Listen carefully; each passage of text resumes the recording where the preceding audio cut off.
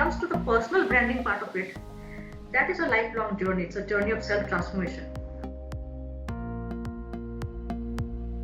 You know, a lot of us cringe at the word of personal branding. I am all for personal branding because everyone has a story, and if you don't control your narrative and your story, the world is going to do it for you. So, having personal branding and managing your personal brand is a way that you manage your personal story and make it effective to achieve whatever it is that you want from life. We spoke to Chitra Lele last week, and you heard her holistic approach about everything in life. And at the same time, with that holistic approach, with that deep, meaningful life, she also has a really good online personal brand. I asked her this question. I asked her the question about personal branding. I wanted to know from her, is it shallow to have a personal brand? Obviously not, because she is such a deep thinker and such a mindful person. She has a personal brand. So I wanted to get her opinion on that and learn from her what does personal branding mean to her and how she manages herself. See that, you told me that you focus only on one channel, which is on social media I'm talking about, which is LinkedIn, because it's professional and you want to, this is my assumption, whether consciously or not subconsciously, you are building a professional brand for yourself. Do you think it is important to have a professional brand? Do you think it is important to tell a story about yourself? That's a very interesting question. Actually, professional branding is a very limited aspect of what I'm trying to achieve through my work. Now, the very fact that I'm dealing with software clients, they're more, into their heads. They operate from their heads. They are not aware of the heart dynamics. So that's one aspect that I have to build up, because I have taken care of a team of 15 people. So I have to feed their stomachs. So for that particular aspect, my spiritual side takes a back seat. But when it comes to the personal branding part of it, that is a lifelong journey. It's a journey of self-transformation. And normally people have this misconception that personal branding or even professional branding is about vanity or a false sense of pride. But that's absolutely wrong. It has nothing to do with others. It's to do with your own self. You're transforming your inner landscape for the better.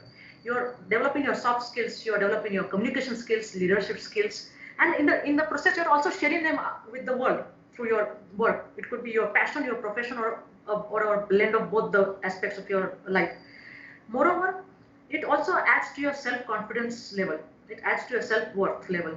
You're not here to prove to others that I'm better. Oh, Chitra is better than Chitra. No, I'm here to prove that Chitra is better to her own earlier version of Chitra. I'm trying to bring out the best version of myself. In the process, what I'm doing is I'm learning along the way, overcoming the obstacles. And this is not, that's what I said. People have a very wrong misconception about branding. It's not branding basically, it's about transforming. Now, this word or the label brand is a global jargon, that's why it's thrown around everywhere. But it's not about branding, it's about transforming. And in the process, when you transform yourself, you start seeing that positive change in the outside world also, because you start moving in that direction. The right kind of people, the right kind of opportunities come along, and then you start.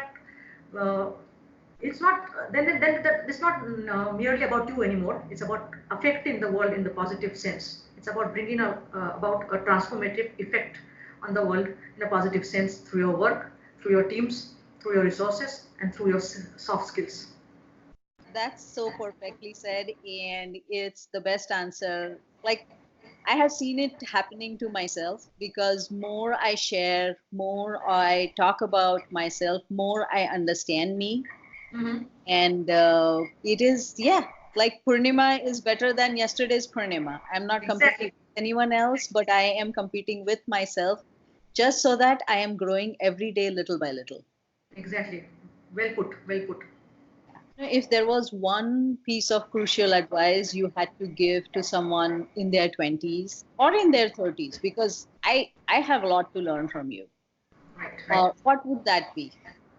See, now I'll have to break this answer into two parts, because finally everybody in today's times definitely targets to achieve a great career, and as well as success on the personal front, right? So with the career aspect, one has to always be in the can-do attitude. Only then the right people and the right opportunities will be attracted to the person. Can-do in the sense that yes, fine, this is the problem, but I also have the ability to find the solutions to this problem. I also have the ability to journey from point A to point B and learn along the way and use those learnings to enhance my growth in the career that you have chosen.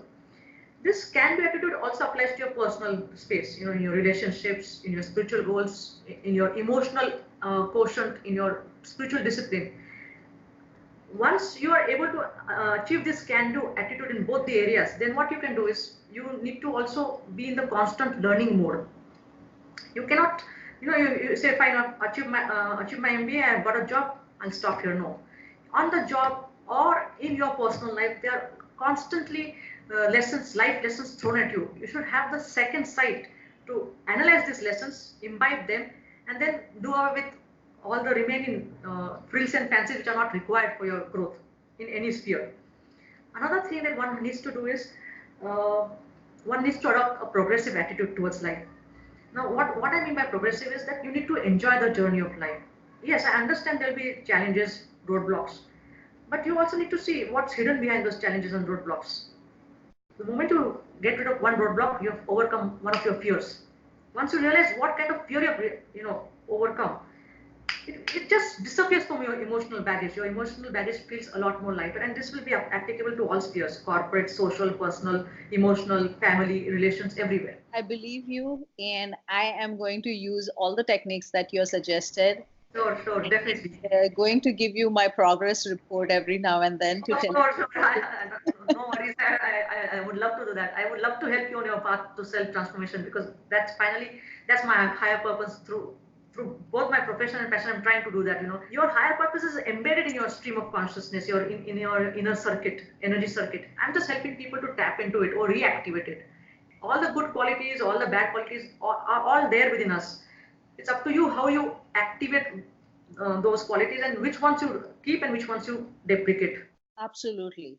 And thank you for everything. Sure. Thank you so much. It was a pleasure talking with you, and all the best.